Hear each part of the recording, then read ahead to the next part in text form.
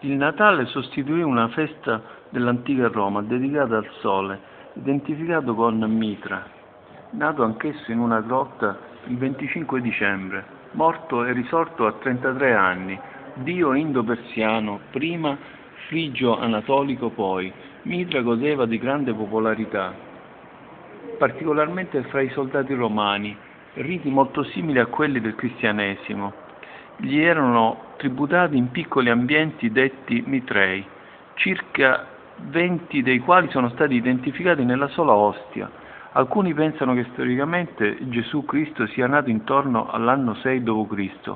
Nei Vangeli non c'è traccia della nostra data, al contrario, le parole di Luca: c'erano in quella regione alcuni pastori che vegliavano di notte facendo la guardia al gregge, sarebbero, secondo taluni, indizio che la nascita avvenne in estate, dato che la pastorizia veniva e viene praticata in Palestina solo dalla primavera all'autunno.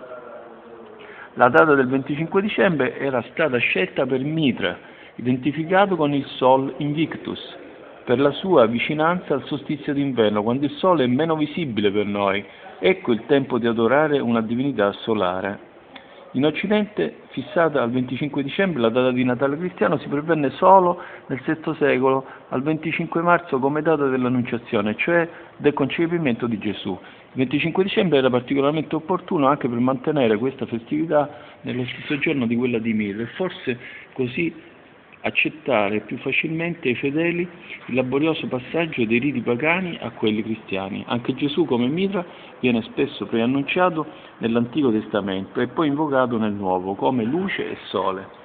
Già i greci avevano identificato il dio Sole, Helios, con Apollo e prima di loro gli egiziani.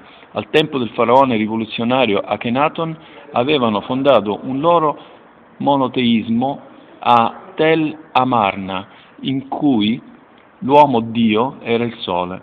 Ancora nel V secolo Papa San Leone I Magno polemizzava con questi cristiani che continuavano a onorare il Sole alla maniera dei pagani. Ciononostante, in altre lingue europee, eredi delle antiche culture celtiche, la domenica è chiamata tuttora non il giorno del Signore, Dominus, ma il giorno del Sole, Sonntag in tedesco, Sunday in inglese. Le analogie con il mondo pagano sono molto strette. Anche Zeus, Dioniso e Hermes erano nati in grotte, che nel simbolismo precristiano era simile a quello di Mitra e di Dioniso.